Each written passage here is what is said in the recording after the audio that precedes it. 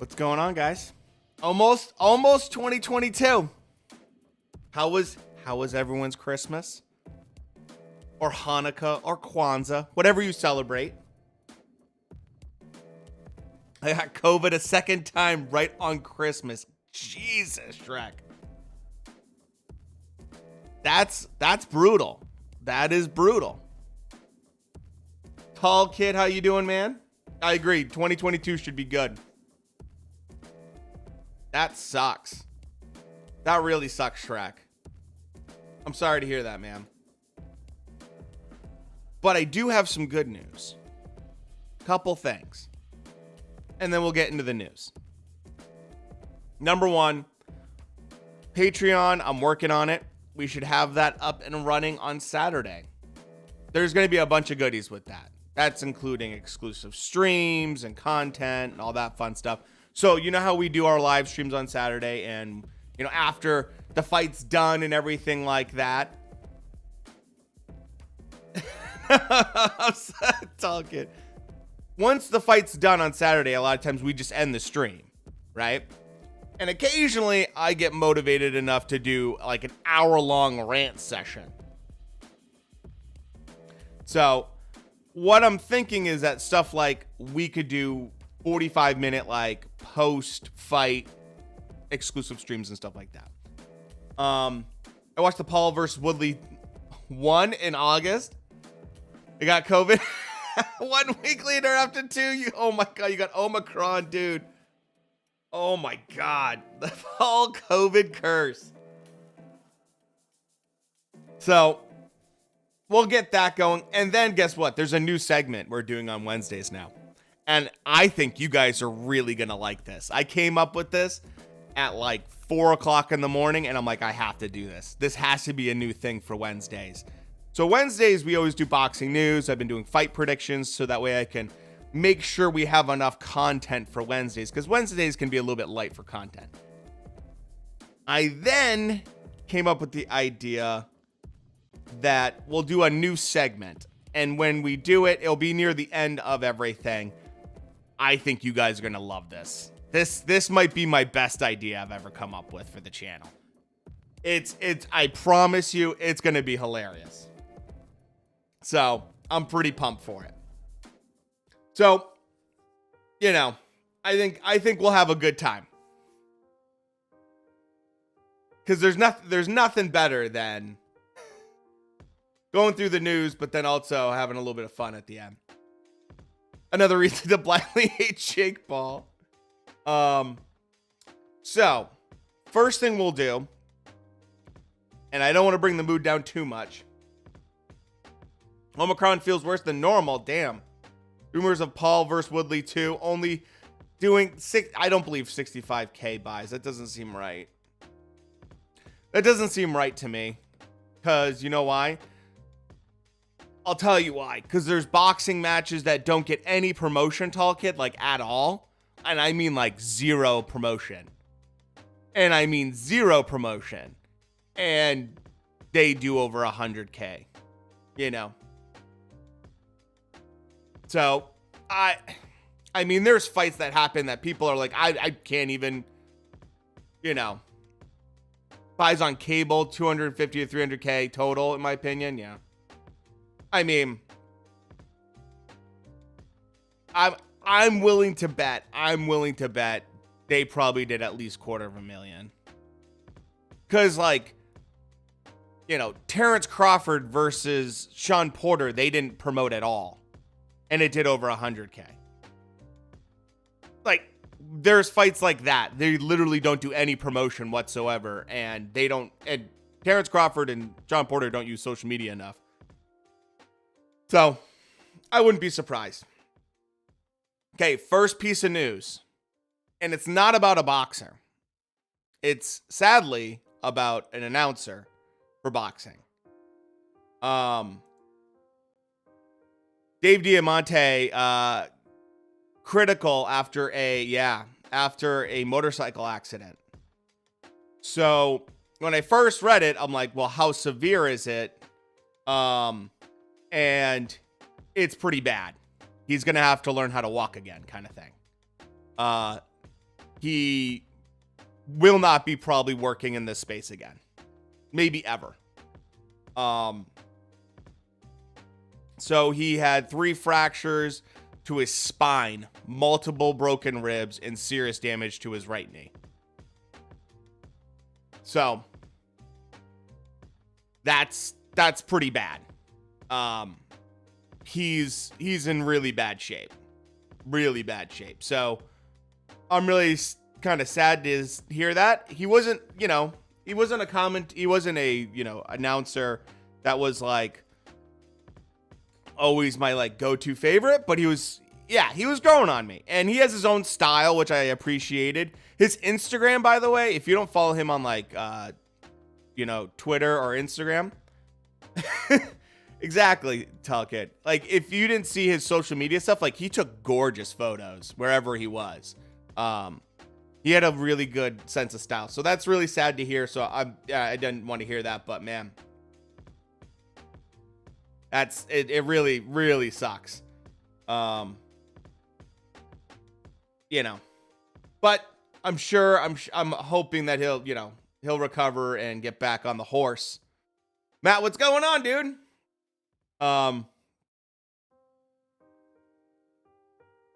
Oh, he does. He's like a huge fan of the sport, and that's what I love about him. He is really passionate about it. So you can't really. Although his style was unique, not everyone cared for it. I always thought he was a pretty good guy for boxing. So good news.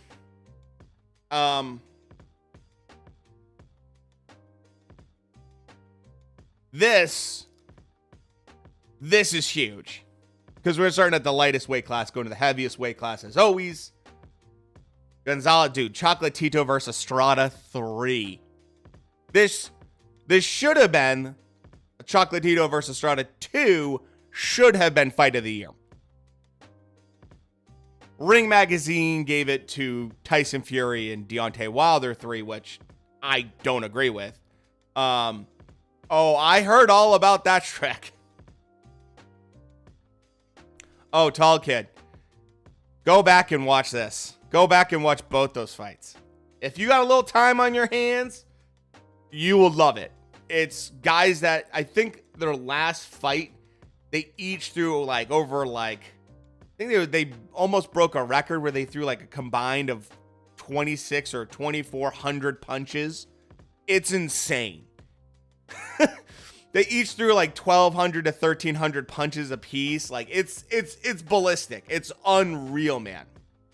So it's pretty nuts.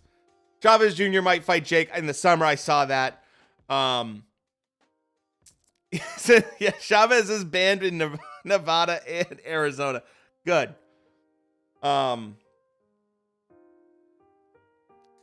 Chavez should be able to beat Jake, but Chavez isn't focused at all, so we never know. I think this is going to be a great fight, though. I'm super, super, super pumped. Super pumped.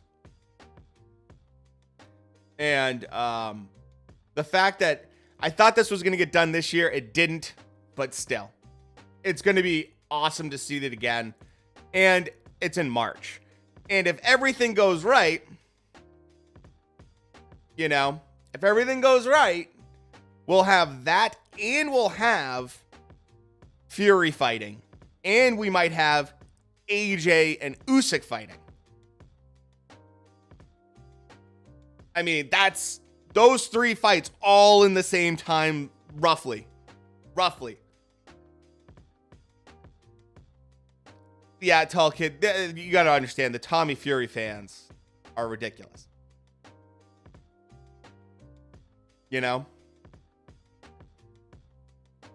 It's ridiculous. But, there's people that feel like, I saw someone say that Tank Davis would be able to beat a prime Manny Pacquiao because he crushed Isaac Cruz, which proved that he could beat Manny. people say crazy stuff. And you just got to be like, okay, whatever. Yeah. Like, I see stuff like that all the time. And I'm just like, I'm not even going to comment. I'm not even going to go there.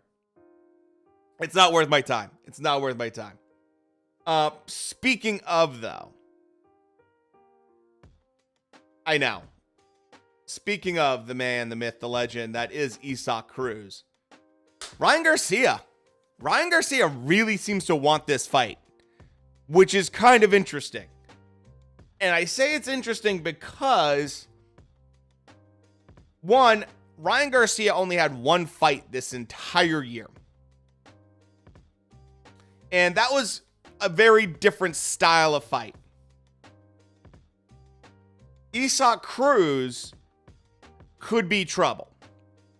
Because if you ever saw the Morales fight that Ryan Garcia had, where he had someone that put a lot of pressure on him, a little bit of dirty tactics, he did not do well in that fight. Now, Ryan's a better fighter now. I think he could game plan well. He has reach. He has a vicious lead hook. Super fast lead hook. His hand's looking pretty good right now. I think it would be an interesting fight. The only reason I want it to happen is because I want Isaac Cruz to get a little bit more shine after the fight he just put on. I thought he did a fantastic job against Tank Davis. I thought he beat Tank. If not, at the very worst, he got a draw. He should have gotten a draw. The cards were disgusting, as always. But yeah, I think this is not the worst fight for Ryan to come back at. Pick a guy that just gave Tank Davis a bunch of problems. Like we always talk about, it's the boxing triangle. This guy, Tank Davis, fought Cruz and had trouble. Now Ryan's going to fight him, and Ryan's going to beat him and do better, and then we can make this whole triangle complete by saying Ryan could beat Tank. It's that whole nonsense. Which, of course, that's exactly how that works, right? It's exactly how it works. So, not bad comeback fight for Ryan. Not bad. I don't hate it. It's not the best fight in the world, but, not the worst fight. Yeah,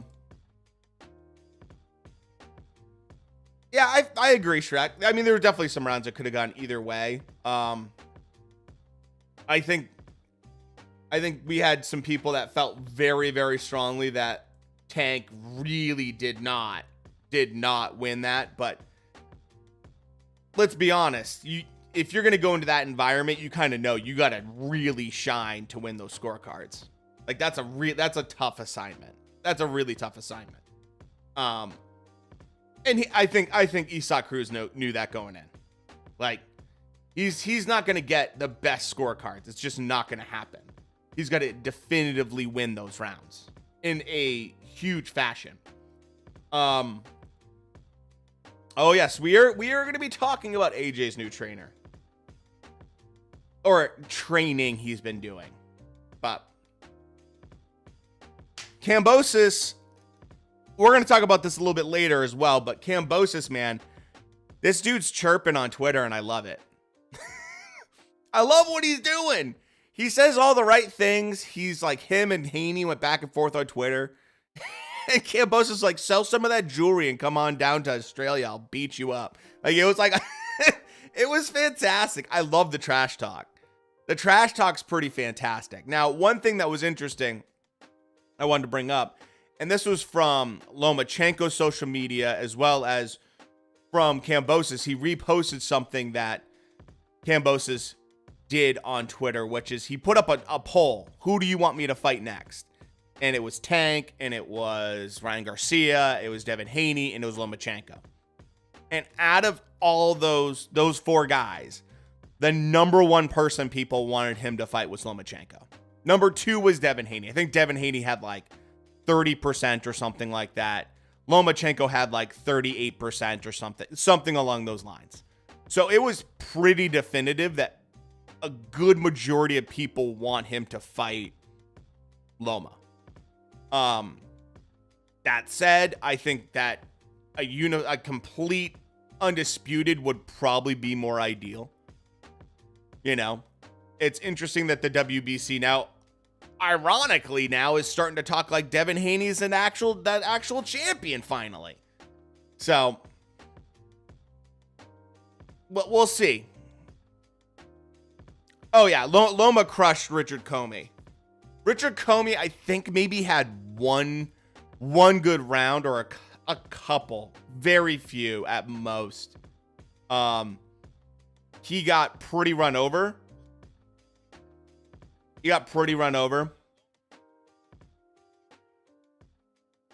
And don't get me wrong, I like Richard Comey. I think he's a good fighter, but Loma just at one point was really beating up on him.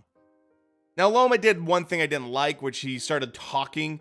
He hurt Richard Comey bad, and Richard Comey's legs were all over the place. And Loma knocked him down at least once. I think this was in the 7th round. And Loma starts talking to Richard Comey's corner like, stop the fight, kind of thing. Comey made it the entire distance, though. So props to him. He's a warrior. But the lightweight division's going to be very interesting next year to see how it all shapes up. It could either be amazing if the fights happen that should happen, or it could be terrible. And we could be in like the welterweight hell that we've been in with none of the fights being made that we want. But that seems to be changing, and we're going to be talking about that. It's pretty ridiculous because the thing is, like, people will say so-and-so's ducking so-and-so. Example, people are like, oh, well, Ryan Garcia's ducking Tank. That's not true. There was a lot of conversation between Tank's people and Ryan Garcia's people. Then Ryan Garcia got offered to do the Manny Pacquiao fight. And that's where obviously there's a lot more money there. There's a lot more clout there. There's a lot more reason to fight Manny Pacquiao over Tank, especially in like the Middle East. That then got squashed because the money wasn't there. So then Ryan's people reached back out to Tank's people, and Tank's people had already moved on to Barrio. So this stuff happens, but I hate when people say ducking all the time. It's like, well, let's be honest. A lot of these people have had conversations at least. We don't know exactly how they've gone always. Mandatory of the champ whenever you want. So basically a ducking belt. Yes. Basically Shrek. That's exactly what it is. Which is why everyone hates the franchise belt. And everyone hates it. But what do you expect at this point from the WBC? Making up their own weight classes, making up their own belts. They're kind of a mess right now. Kind of a mess. Which, not shocking. I'm not shocked by that at all.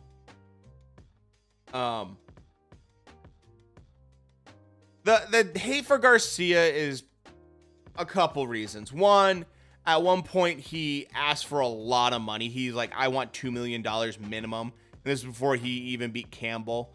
So he was whining and complaining a lot about money when he hadn't fought anyone.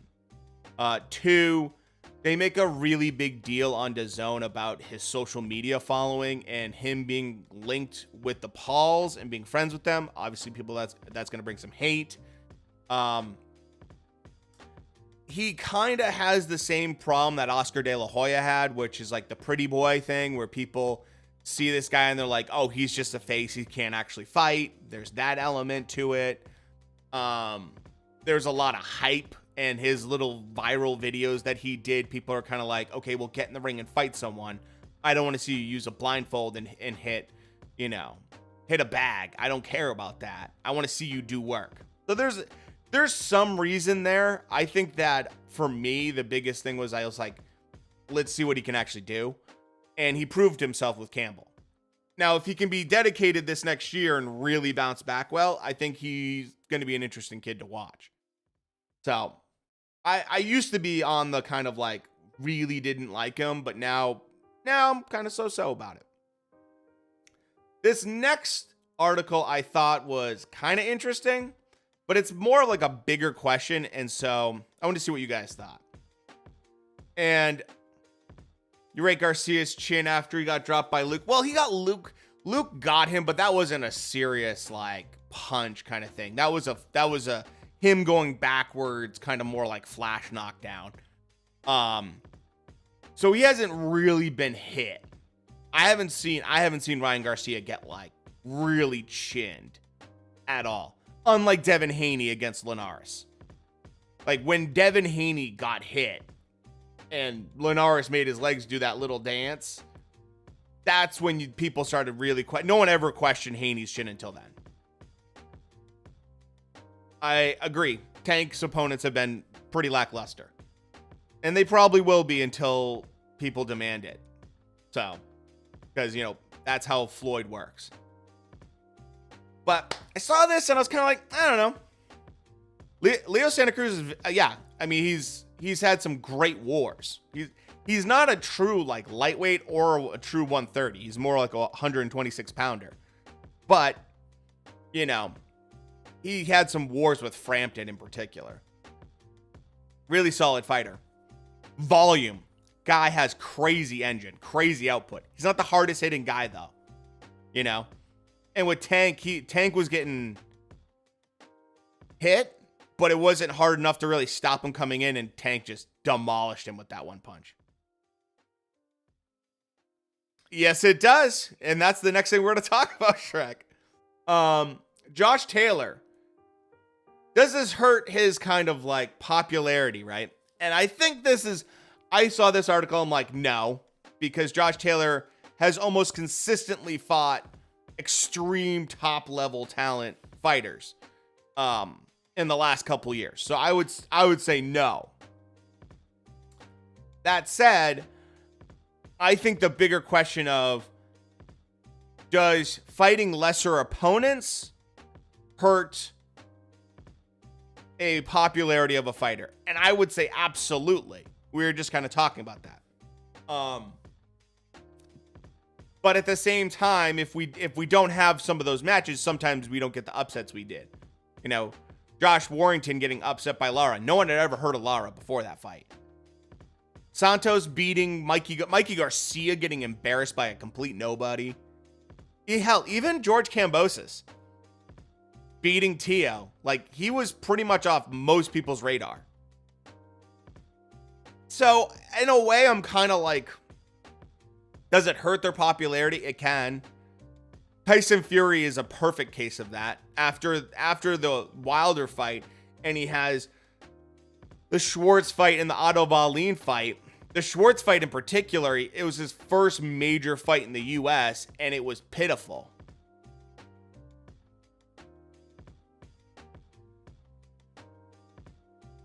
I have to agree, Shrek. Like, if you keep yourself relevant, it's I'd say you can do the lesser fights, but you can't do them all the time. Example, Boo Boo. Demetrius Andrade has a huge track record of fighting completely nobodies. And he wonders why he doesn't get more shine from people.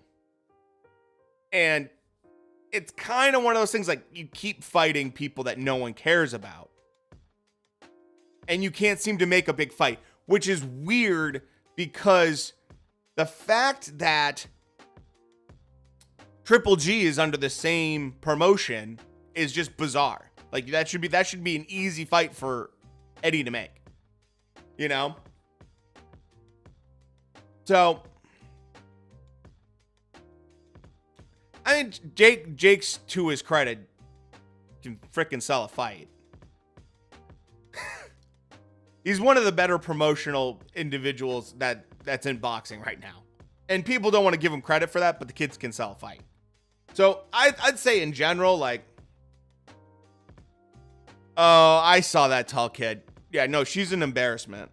I kind of like she's a good example of why, if you're smart with your social media, you can shine. If you're terrible with your social media, you can just look so silly. And with her comments about Jake Paul afterwards, even people that don't like Jake Paul were on Michael Benson's Twitter, like, being like, as much as they don't like Jake, they don't like her. They hate her even more. So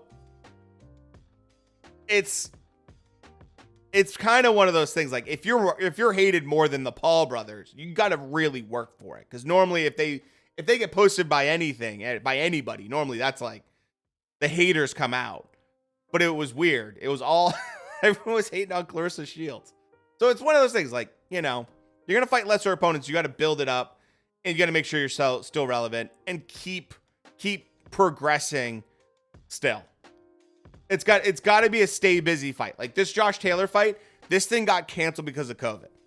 It was going to happen. It was going to be a stay busy fight. It was going to be it's a coming home fight.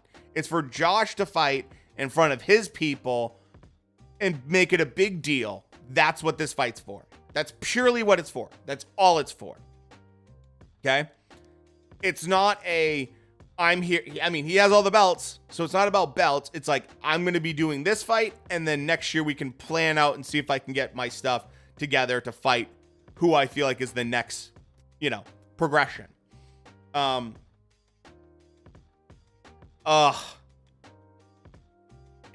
never happen. I would think they'd be kind of interesting. They'll never happen for a lot of reasons. But the biggest thing is liability. On top of that, there's not a guy alive that I think would take that in a million years. And the reason I say that is if you lose, I mean, you're going to get ridiculed. If you win, you're going to get ridiculed. It's basically a zero-sum game. You don't win anything. You won't win anything by taking that fight. If you're a female, it's all upside for you, to be honest. So, my general thoughts. So, it's all risk versus reward situations.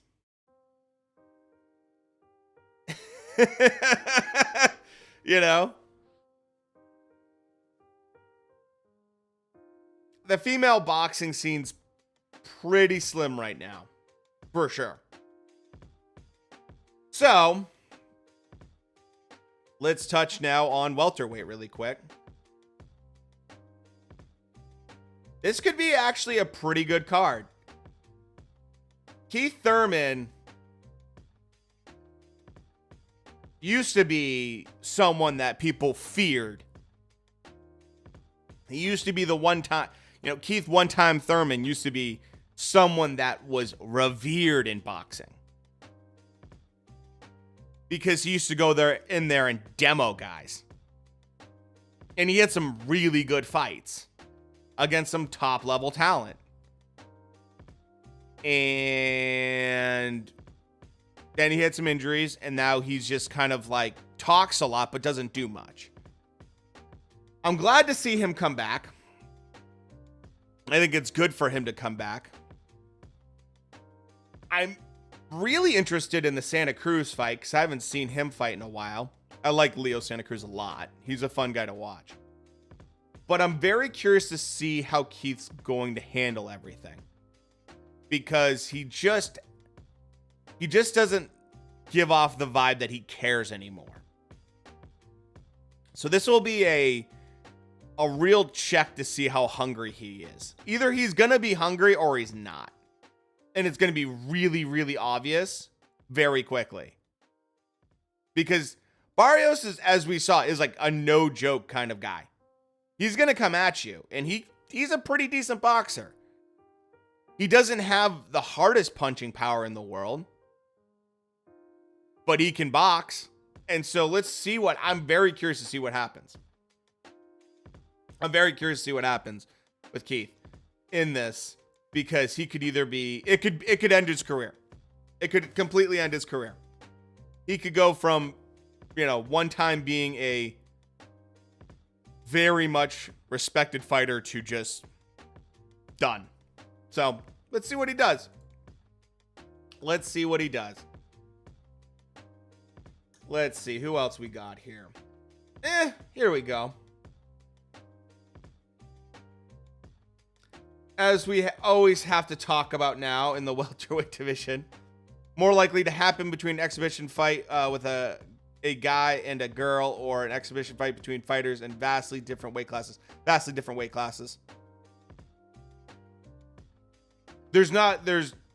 I don't think you're going to find a athletic board that's going to allow men versus women. And I'm not even going to talk about like the whole things that have happened in MMA. I'm not going to talk about that stuff because Joe Rogan's brought it up and it's gone like totally sideways every time he talks about it. So you'll never get a fighting board to allow like an athletic board to like sanction that fight and be like, yeah, go ahead. I think you could get people in vastly different weight classes for sure. Because it's easy, like even a guy like Canelo, a guy like Canelo going up to fight someone at like, let's say, Bridger weight, right? That's a pretty big weight difference. But he'll pack on just enough just to make the weight, you know? I could see that being much more likely. So, to be honest with you. Conor Benn, he's now in a way first ugly. He's now mentioned some new people. And it's like, I'm very curious where Conor Benn goes this next year. Now, the reason I say that is because I'm not the biggest believer in the kid, as you guys know. I don't want him to fight Broner. I kind of wouldn't mind, depending on how Khan and Brooke look in their fight against each other, maybe that fight. Mikey, kind of interesting, although Mikey looked terrible in his last fight. And Danny Garcia, like, these are the names I'd rather hear Conor Benn calling out. And it's like, I other than take like Broner off of that list, it's like, okay, I get fighting former champions that have faded. That makes a lot more sense to me than Broner. Broner's just a joke. I think my biggest problem with Broner in that fight, broke dude, is that he is so punch shy. Like, he just does not let his hands go.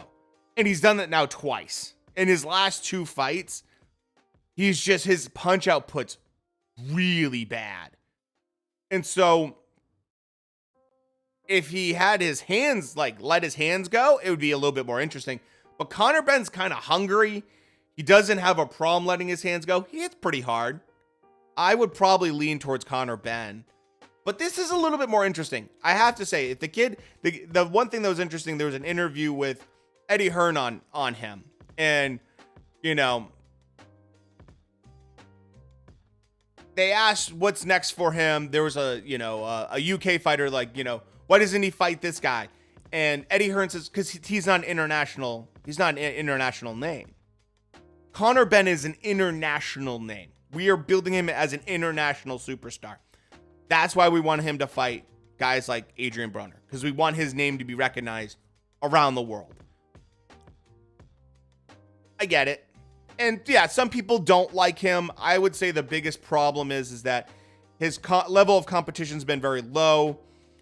His dad has an amazing reputation as being just an absolute monster. And he talks a lot, you know, and in post-fight interviews, like, he's always like, like, this is nothing, I'm ready to fight anybody kind of thing. And then he'll call out Adrian Broner. And it's just like, Adrian Broner hasn't fought in years, you know? Yeah, pick someone a little bit more relevant. He'll call out like Amir Khan, you know? And it's just like, okay, you know, whatever. So, as much as I'm weary of him because he hasn't fought anybody and he hasn't really been hit by it with anyone that has power. I mean, his last fight was a joke. He will be interesting to see. It will be because he fights fairly frequently. So I do like that about him. He's fairly active. Let's see what he does, you know? Amir Khan versus Conor Benn is a phenomenal fight for the UK. Like, that's a huge fight for the UK. Amir Khan still has some shine. Obviously, you're going to have people that, like, don't like him. But Amir Khan in his prime was I mean, a superstar, especially in the UK. Massive, massive star. So that would be interesting. You know? I don't see Tank Davis would never, ever step in the ring with Jake Paul because Floyd wouldn't want it. Because there's no risk. Always ask yourself, what happens if my fighter loses? The risk versus reward. The weight classes are so vastly different as well. Let's just say, I mean, I think Tank would win, but let's just say Tank loses, right? The amount of money at stake long term that you would lose in excitement for Tank would be astronomical. It's just not what I would do as a businessman. I would not do that fight. All right. So anyways, kind of interested in Conor Benn. I've given him a lot of crap in the past, but you know. Let's see how things play out. Now we're going to move up. Actually, there's not much going on in terms of welterweight. There hasn't been a ton of news other than that, but there has been the announcement of a fight that I think I'm really interested in. And this could actually set 2022 apart a little bit. I feel like the welterweight division is starting to get a little bit better. And Spence versus Ugas. Pretty interesting fight. The fact that this got talked about, I think, over a year ago in January, and then it never materialized. Spence obviously had the detached retina, which is extremely painful, and is not something that you just bounce back from immediately. I was kind of like, okay, well, let's see what happens. And then this just came out. WBA has already approved this fight. And like, step aside money's like there. I mean, that's huge. If Spence gets another major belt, whew, I wonder if it gets Crawford going. Because obviously we want to see Crawford versus Spence. But if Spence goes in there, let's say Spence goes in there and he looks vulnerable, then I really wonder what's going to happen, man. I really wonder what's going to happen if if the deal is going to get done. He looked really good he dominated Danny Garcia. He looked actually very good. I was a little bit skeptical because I'd seen video of him running. He looked a little bit lean. But he looked great. He looked sharp. His jab looked on point. So I'm pretty excited about hearing some movement finally in these top players for welterweight, because we all know what's behind them. You got Virgil Ortiz and you got Boots Ennis that are just knocking at the door. So this is huge. This is a big fight that we're going to get here. And everything seems to be in place so far. I don't know. I'm pretty happy with that. Pretty excited about it. I think that if it happens, it's gonna shake things up, because whoever wins has a golden ticket to possibly have the fight with Crawford. And that could be, I mean, if we get any kind of unification at all in welterweight, that'd be amazing. So nothing really at middleweight. We're going to jump up a little bit more to light heavyweight. I thought this was interesting. Easy work. Like, easy fight for Canelo. I don't see that. And the reason I don't see that is because Beterbiev is just so dangerous, man. He looks so dangerous in every one of his fights. He takes punches. He had the gash on his head was huge. The blood was everywhere. And he just showed he only needs one punch to really hurt you and get you out of there. He's such a dangerous fighter. I don't know if that's actually going to happen. He probably does. I think he hits harder than Triple G, probably. But And I only say that because Beterbiev has power. He has perfect KO percentage. But besides that, it's because he doesn't need much to hit you and get you completely wobbly. I mean, he's hit guys with very short little punches and they just start like wobbling all over the place. He's a very hard hitting guy. So I'd say Triple G's chin is like phenomenal though. And that's where, you know, things get checked. It's not like Beterbiev hasn't been down. A lot of times it's been flash knockdowns. Let's see. This is the fight I would love to see. I know people want to see, obviously, David Benavidez. There's been talks about Canelo fighting Charlo. There's been talks about Triple G. Like, there's so many talks right now. I'm just staying out of the conversation until it actually happens. Because I can't do it anymore. I can't do it. I can't do it with the Canelo. Every single week, he's fighting at cruiserweight. Now he's fighting at light heavyweight. He's fighting Bivol. He's fighting Charlo. It's like names just get thrown out there. And it's like, okay, I'm done. Just wake me up when it actually happens. Okay, going up to heavyweight, we have some great news and we have some weird news and we just have some concerning news as well. First, this is technically probably you could put this in multiple places, but I just saw the dumbest article I've ever seen in boxing. One of the dumbest ones. So bad that it hurts my head. It literally is one of those things where I've never seen someone do something like this. I just haven't. So let's see. You guys tell me if you think this is bad or not. But I saw this, and I just thought it was one of the weirdest comparisons. Now, I get the whole, like, undefeated record thing. I get that. But to compare Rocky Marciano to Floyd Mayweather in almost like any way,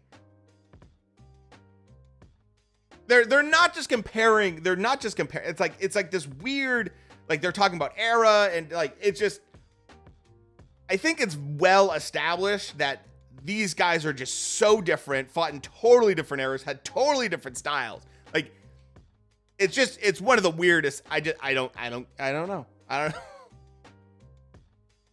It's a fun conversation, I guess, but the comment sections went super racist, super quick.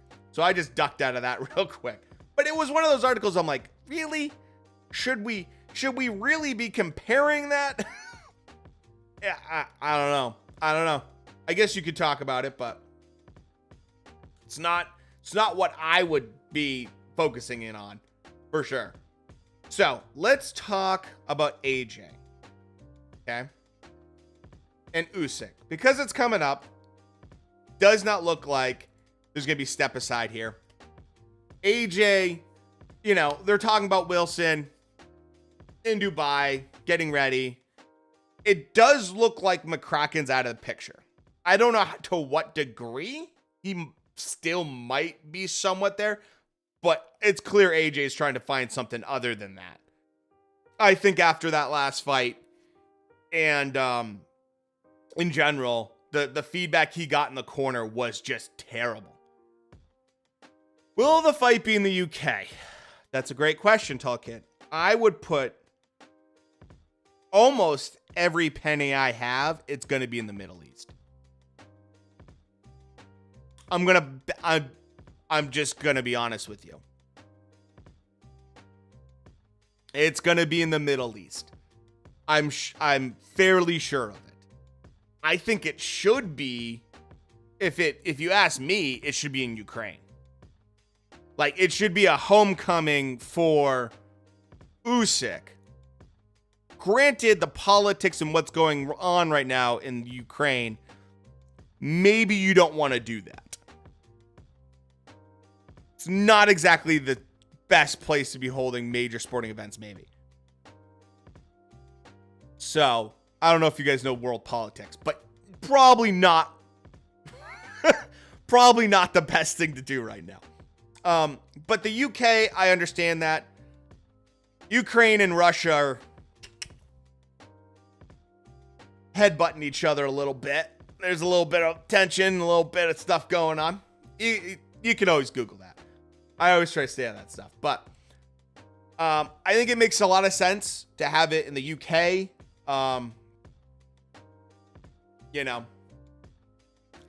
I think that's probably where it's gonna happen if it doesn't happen in the Middle East. I would love this fight to be in the US, but they're just not gonna do it. And springtime is not ideal for like Wembley Stadium. You can, Shrek? I didn't know that. You are moderator, so I'm not surprised. So, with that said, another thing that kind of popped up when it came to this whole Usyk, everything like that, is that I'm seeing people basically harp on the fact that, like, AJ has nothing to lose. He should just go full force and just use his size and everything like that. He's gonna gas out if he does it. Oh yeah, go ahead, Shrek. And so I really think that this idea of being overly aggressive is not the best plan for AJ. Like, fighting a guy that's a better overall boxer than you and that moves so well.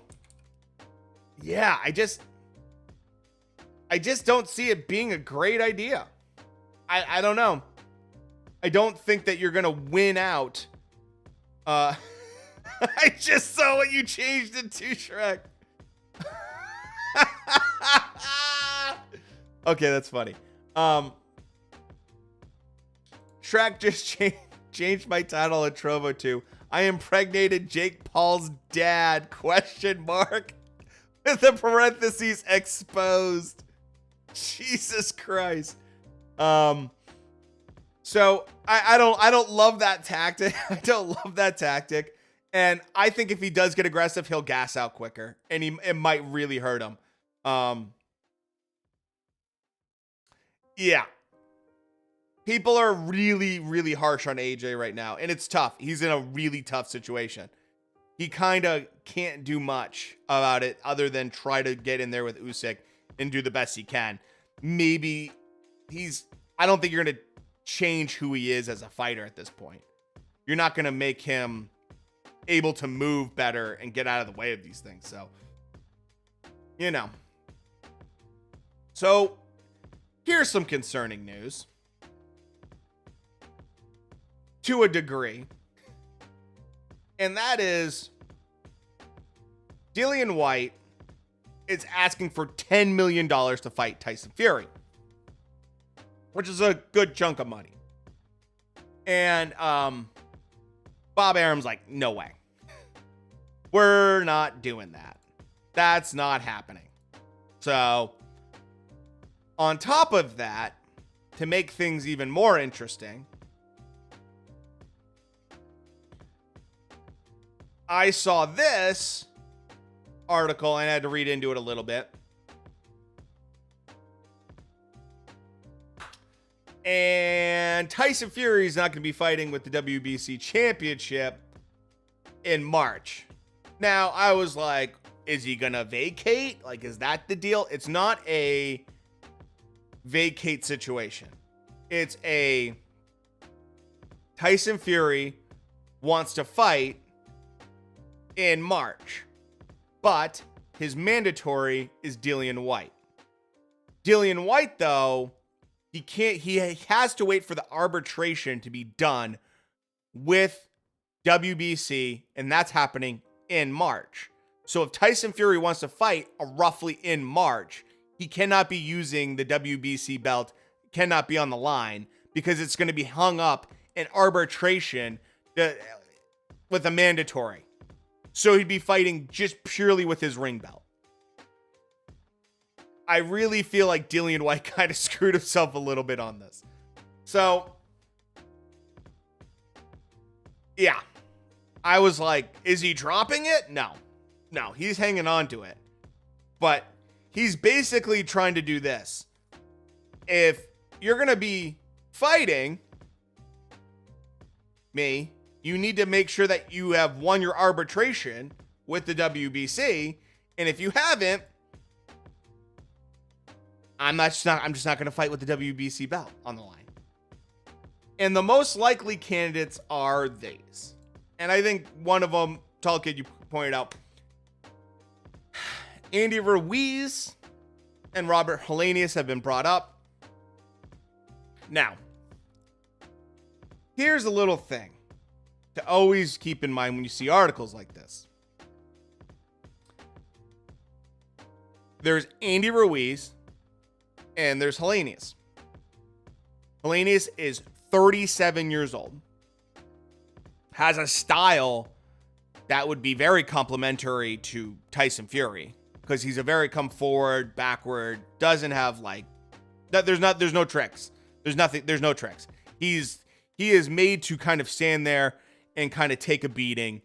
Tyson Fury, his lateral movement would probably give him a lot of problems, and just the general size is going to be a little bit more comparable with Helenius, where, you know, Andy Ruiz would be interesting.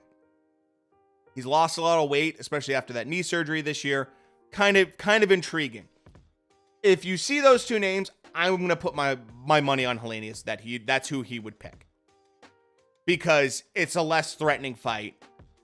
And I think that's probably what Tyson Fury would do. No WBC belt on the line, just his ring belt. And that's probably what I think is going to end up happening.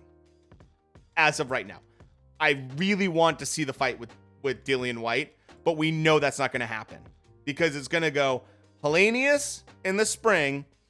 At the same time, AJ versus Usyk happens. The winner of that should be Usyk. And then they're going to do an undisputed. And undisputed trumps all mandatories and everything else. Ruiz has lost a lot of weight. He's looking very good right now. So it's a weird situation. It's very weird. So that's when I first read it. I'm like, this doesn't make sense at all. Let's have a quick chat. I'll do a quick fight prediction, and then we'll do the new segment. The new segment is amazing. I can't wait to show you guys this. I think you guys are going to have a lot of fun with it. Quick fight prediction for this weekend. Frisky boxing fan gets pounded by dominant Trovo moderator. Shrek, what are you doing to me with these titles on Trovo? All right, so we have Ortiz versus Charles Martin. Charles Martin is an interesting guy. Former champion. And, you know, he's trying to push along and become mandatory for a lot of things right now. IBF in particular. So let's look at these two a little bit side by side. What do I think about Fury versus Ruiz? Honestly, I would probably put my money on Fury on that, but this is an interesting fight. So let's do a quick side-by-side comparison and get some real numbers and everything. So looking at these two, what I find interesting about these two is record-wise, not a huge difference here. The two losses for Martin, AJ, and actually Adam Kalnacki is his other loss. So Adam Kalnacki, generally not considered, especially after getting whooped by Helenius twice, a huge threat. The two losses by Ortiz are both from Deontay Wilder. And mind you, in both those fights, yes, he hurt Wilder, and he was beating up Wilder pretty good in the second fight until Wilder launched an absolute heat-seeking missile and knocked him to kingdom come. So, both guys, pretty dangerous overall. Height-wise, fairly similar. Look at the age, though. Ortiz is 42 years old. Jesus. But Martin also is not a spring chicken, and he definitely does not have a body beautiful type of physique. He's not that guy. This is something that's interesting though. Both are southpaws. How often do we see two southpaws, especially at heavyweight, fighting each other? Almost never. You know? Yeah.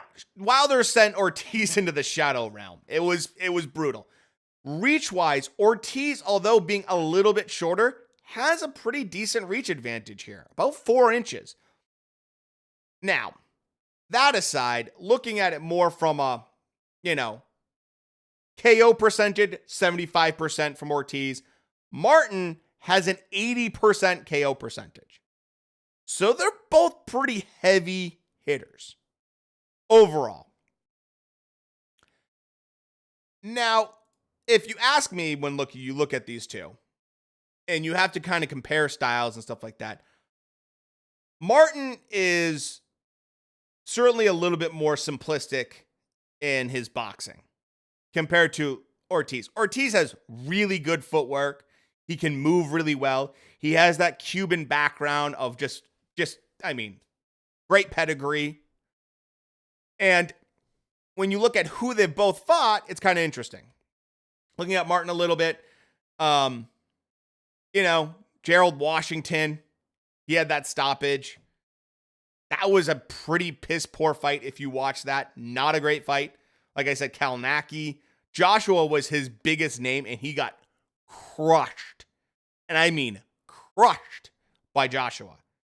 Because he is there to be hit. So, yeah, Cal Snacky did a number on him. Now, Ortiz, on the other hand, you look at his resume a little bit more. Christian Hammer, older Christian Hammer, not the best thing ever. Wilder, obviously, you got there. David Allen, who is a guy that's pretty easy to hit, and that was a pretty easy. The funny thing I do find interesting is Malik Scott, who now trains Wilder, fought actually Ortiz at one point. Bryant Jennings. I mean, these are all okay names. There's nothing that stands out other than I would say Wilder is like the big name that sticks out. So neither one of them have like the best resume or most polished resume overall.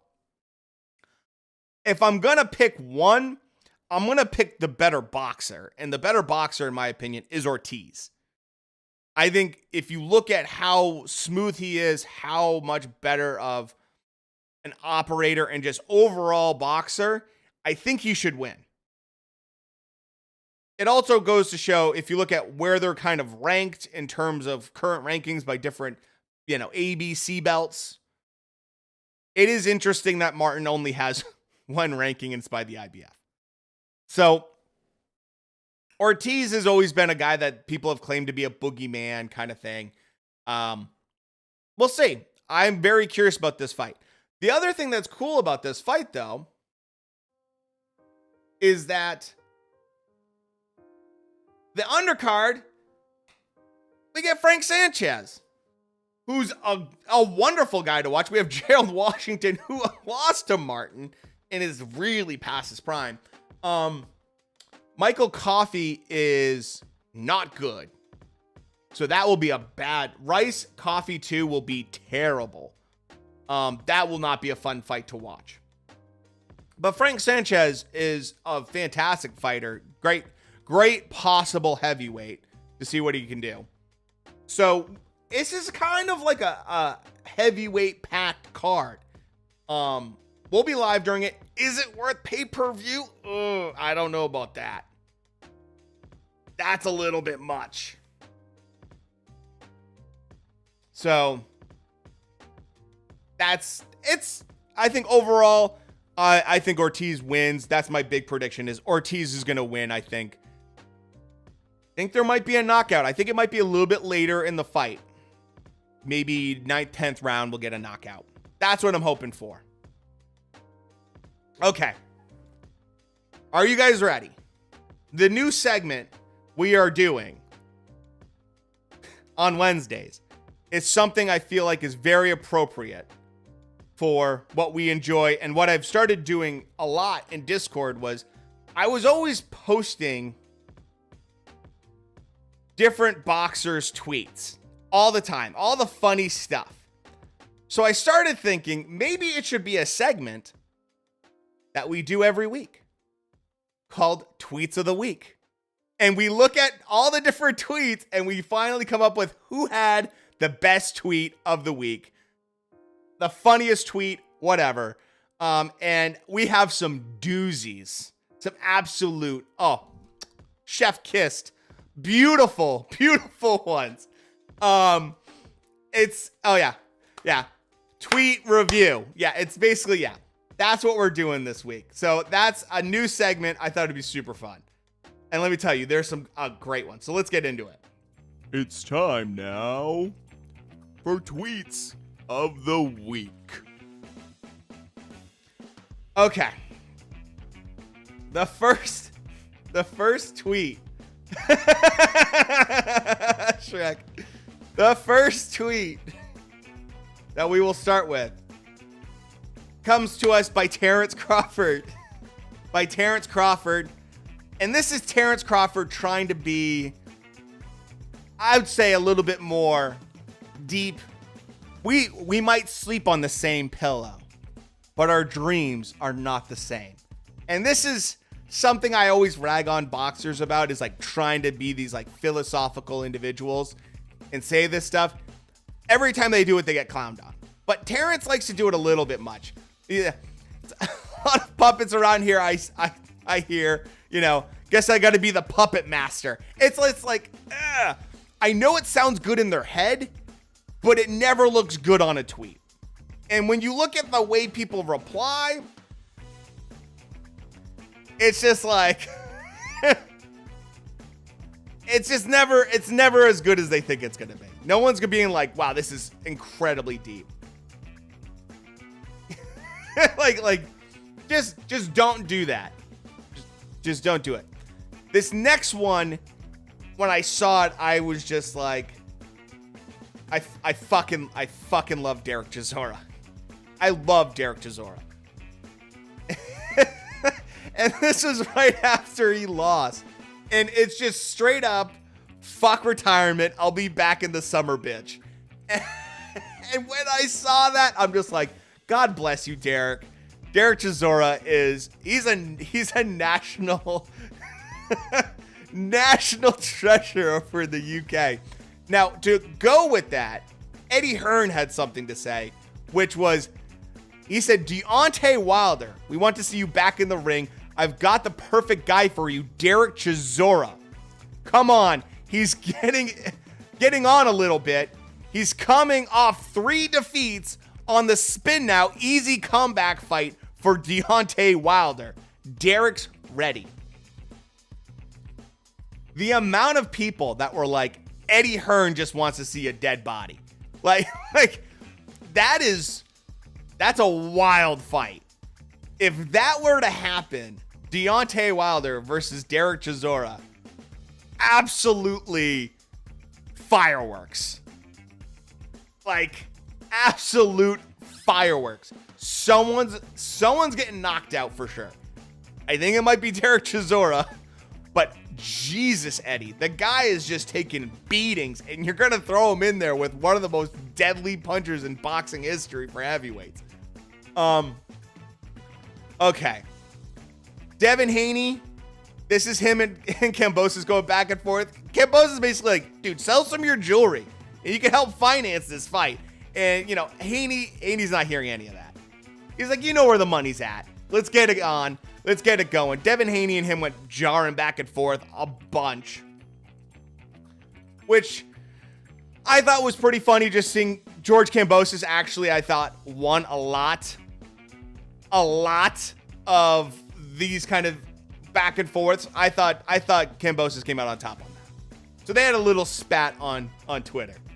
Now, this one from Ryan Garcia did not go the way he thought it was going to go. Patiently waiting on my return. Fire emoji glove, right?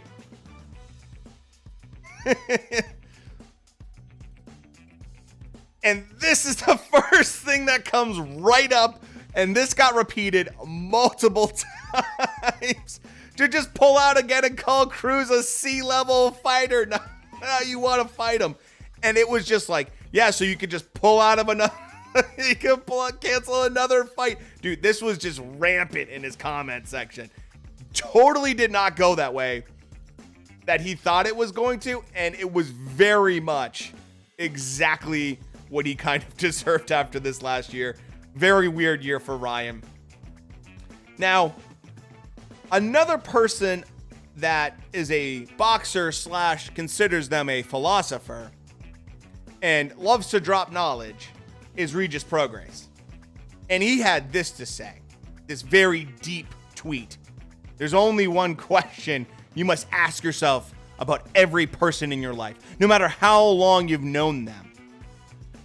Does he or she ever make deposits into your life, or do they only make withdrawals?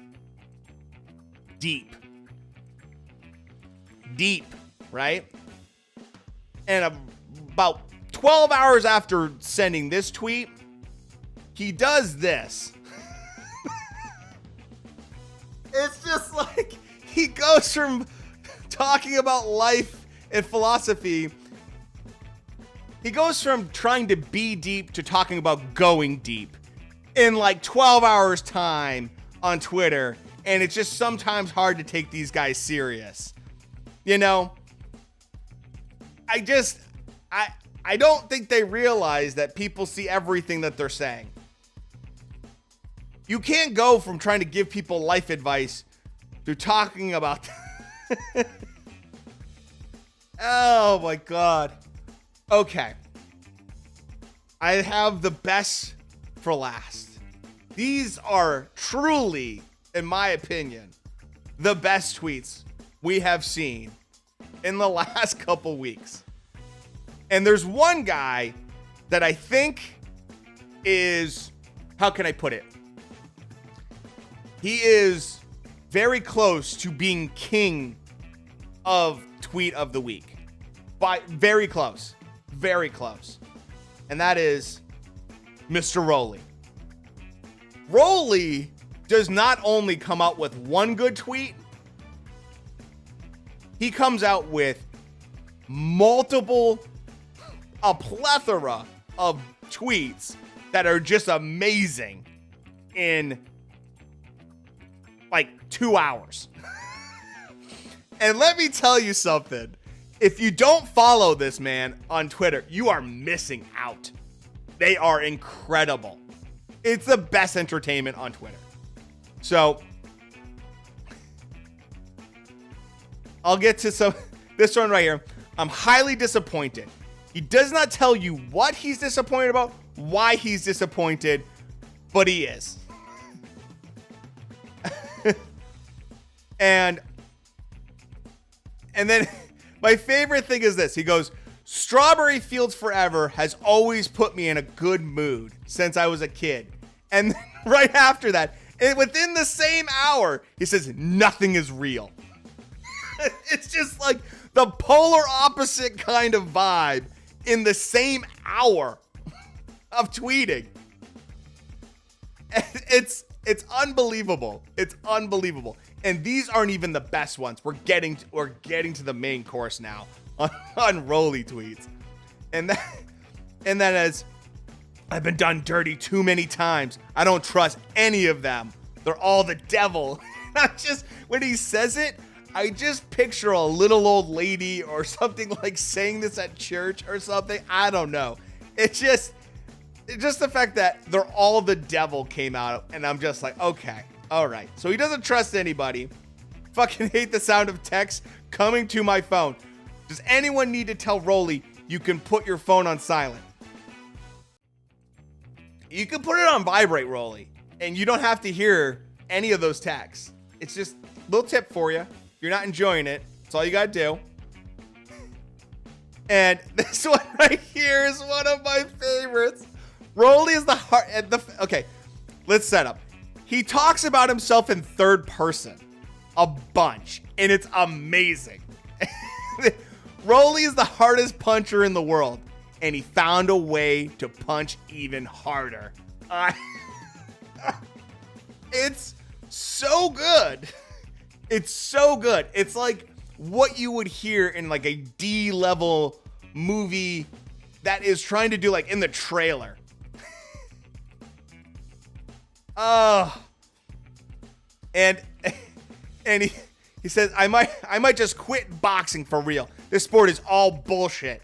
They just never wanted to see Rolly succeed. That's the truth. It doesn't say they don't want to see me succeed or I succeed. They said it's the third person that just like makes it so good. So good.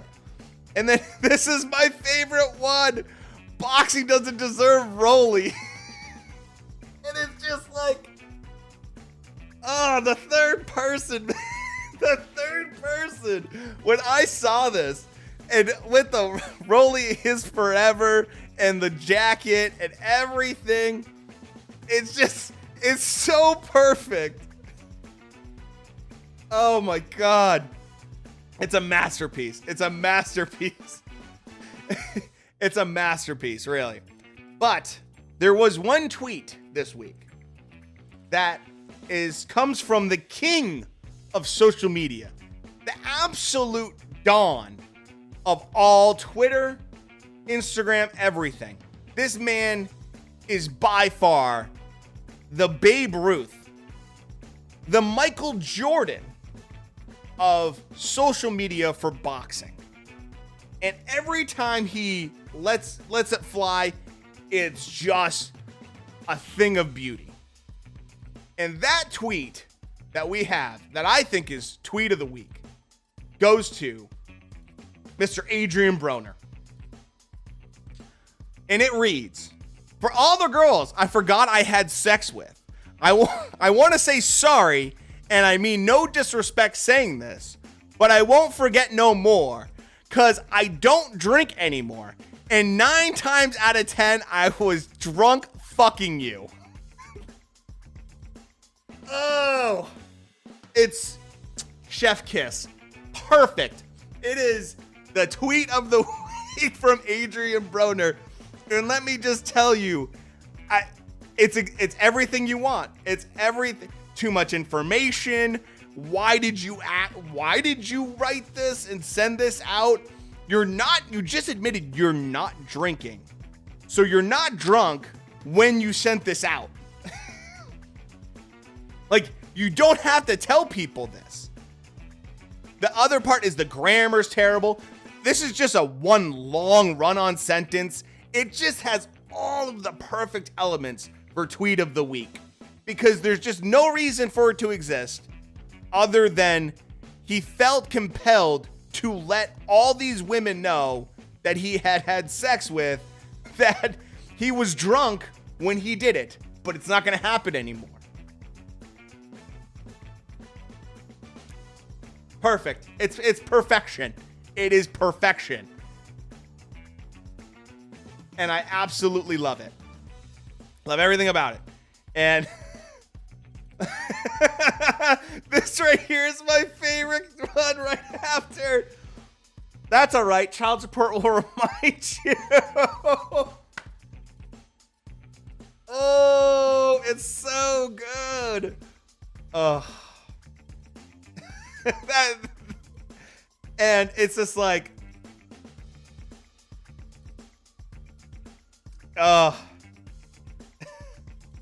it's everything you need in a tweet. Oh my God, Broner. I see why he don't box no more. Dude, yeah. So, I guarantee that child support's brutal. Brutal for AB. AB.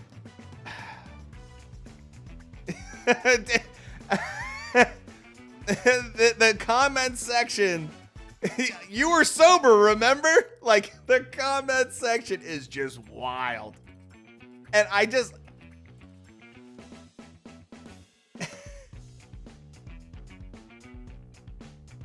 I don't know why. I don't. And then people taking it like real serious, but then plugging themselves.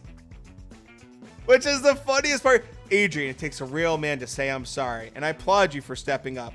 Now, if you need a female on your coaching team, hit me up at beautywiththeage@gmail.com. I coach in Grand Rapids, Michigan, home of Floyd Mayweather. And I'm good because I was trained by Senior and my oldest son. He won't sleep with you, Vanessa. Dude, it's like the goddamn Wild West. Stay classy, Cincinnati. Oh my God. So that's the new segment. I don't know what you guys think. I thought that was fun. I thought that was fun because I found all I was doing was always reposting this stuff in Discord. And I thought, you know what? There's quite a bit of this shit. Why don't I just make a segment every Wednesday as part of the news to bring you guys up to speed on the best tweets that we get from these masterful boxers? I know. So I thought you guys would enjoy that. Oh man. And if nothing else, it brings awareness to the level of individuals that we are worshiping and spending all our time on and idolizing. And it makes you think, maybe, just maybe, you shouldn't look up to boxers. They might not be the people to look up to. We don't deserve. Rolly is a national treasure. His Twitter account should just be archived, and like the Smithsonian should have his Twitter account after it's done. When he's all done with it, it needs to be in the Smithsonian and just preserved all time. Hard copy of all his tweets. It's beautiful, and and the trolling that goes on in the comment section is even better. Okay, so hopefully you guys like the new segment. I thought it was fun. It's something a little different. Ends the night, gives us a little bit of humor, have a little bit of fun. And so we will be live on Friday. We'll be doing Classic Fight Night. I don't know who we're going to be doing or what fights we're going to be doing, but I'll figure that out. I have a couple days to figure that out. And Saturday, we'll be watching Luis Ortiz versus Charles Martin. And that should be fun because someone's probably getting knocked out. It's probably going to be a little bit of an ugly fight. We're going to have some really, really ugly heavyweight fights. What's your idea, Shrek? I'm all ears for it. Julio Caesar. Oh, man. I got to get on his Twitter account. I didn't think of him this time. Yeah, I do follow him. I take that back. I did check his Twitter account. It was only like happy holidays and very happy and cheerful. Nothing wild. He's toned it down. So nothing wild came out of him. I try to keep tabs on all the good ones, though. I should probably start paying attention a little bit more to, Clarissa Shields is another one. I know. It is sad, Shrek. It's very sad. All right. So, hopefully you guys had fun. We'll be live on Friday, Classic Fight Night, live on Saturday. And with that said, have a great evening and great rest of your week.